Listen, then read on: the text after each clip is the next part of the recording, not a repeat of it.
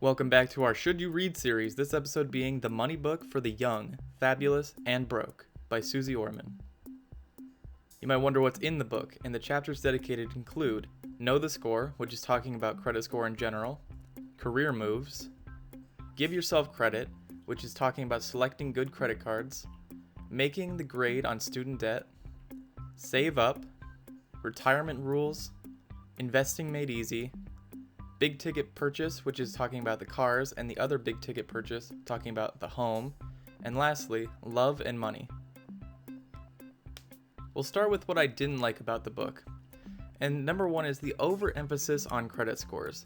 The book is about the young, fabulous, and broke. It's not about the young, fabulous, and credit scores. In this book, a lot of talk is on building and repairing on credit. The very first chapter is on credit scores. The third chapter talks about selecting good credit cards and avoiding fees to start building your credit. And then it talks about credit again in the home and car chapters, plus it's sprinkled throughout all the other chapters. So just avoiding on the big chapters that it's talking about, that's 4 out of the 10 chapters in the book dedicated towards a lot of talk on credit. The second thing that I didn't like about the book is sometimes the book comes off that the world is against you and your troubles are harder than others. Phrases such as, I get it that it's harder now than it used to be. Things have been a lot tougher lately. It almost comes off as pandering to young people's thoughts that the older generation took advantage of them. Now we'll start getting into what I did like about the book. And number one is that it made the important topics very obvious to know and remember. Some pages were dedicated to just one sentence, the entire page of the book, just one sentence. And it helps to direct attention in that way. And at the end of the chapter, there's also a quick summary to help you recap on the things that were talked about. And it also, by doing that, helps with retention. The second thing that I liked about the book was the tactics used by car salesmen and mortgage loans. These are massive purchases that people make, so you better hope you get it right. And both of these industries have tactics and gimmicks to squeeze more money out of you, and she helps to explain what they do and how to avoid it. The third thing that I liked about the book was the problem-solution sections. Scattered all throughout the book, mixed in through all the text that you normally see in a book, there were problem bubbles followed by solution bubbles. And this helps hit on important questions or problems people are facing and gives a direct response.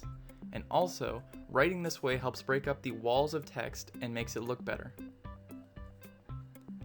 However, in my opinion, the 3 best chapters in the book is number 1, chapter 5, Save Up, number 2, chapters 8 and 9, the car and house purchases. I lumped these together because the formatting of the chapters are the same, but the topic is different, and I feel that it's basically the same chapter, just spread throughout. And number 3 is chapter 1, Know the Score. So going with the third best chapter, chapter 1, Know the Score, the main idea is how credit scores can help you save money, and ways to improve your score, what your credit report says about you. The second best chapter, which is the combo of chapter 8 and 9, the car and house purchase, the main idea is what are common tactics used by the industry and how you can avoid paying more than you need to pay, and how to properly shop around when it comes to talking to banks for loans. And also that you should slow down. I get that you're excited or you feel like you need something right now for these big purchases, but you really shouldn't be rushing these things. They really are one of the biggest purchases you ever make in your life, so it shouldn't be as simple as deciding which candy you want when you go to the store.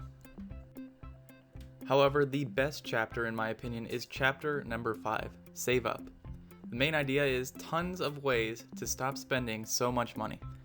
The quotation of I can't save shows you that you actually can save money, avoiding common lifestyle choices that are a total waste of cash.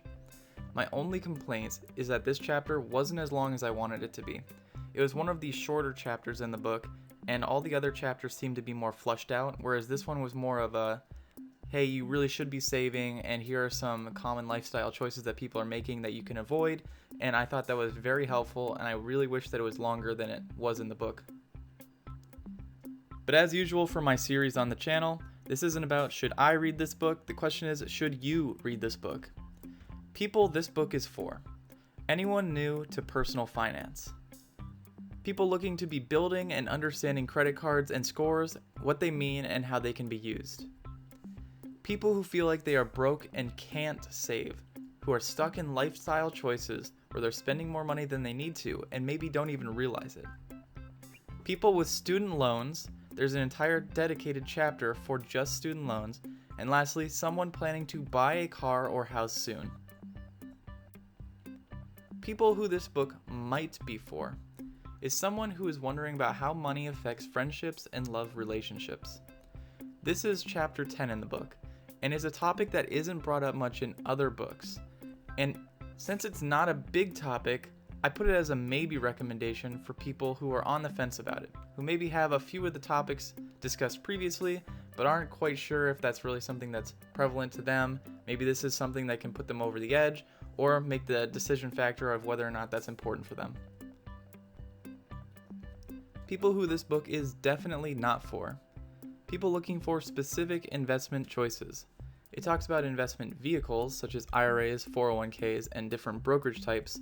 However, it does not go into what makes a good investment. Sometimes the topic of different ETFs or mutual funds are brought up, but it's not going into really what makes a good one for those types of investments. It's more of, hey, here is the different accounts that you can open, such as 401k, the benefits that it provides, and you should be putting mutual funds in them and research them on your own for making good choices. It doesn't really talk about, well, this is a good choice because it's got these factors.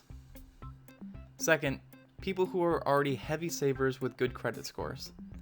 If you're already on the right track with personal finance, this won't add much past that point. So if you're interested in reading this book, I have a free Audible trial in the description down below. If you appreciated the video and found it to be helpful, hit the like button to show that off. And if you haven't subscribed yet, consider doing so you can get access to my previous videos that I made and other future content that I'll be producing. Thank you so much for watching, and I hope to see you in the next episode.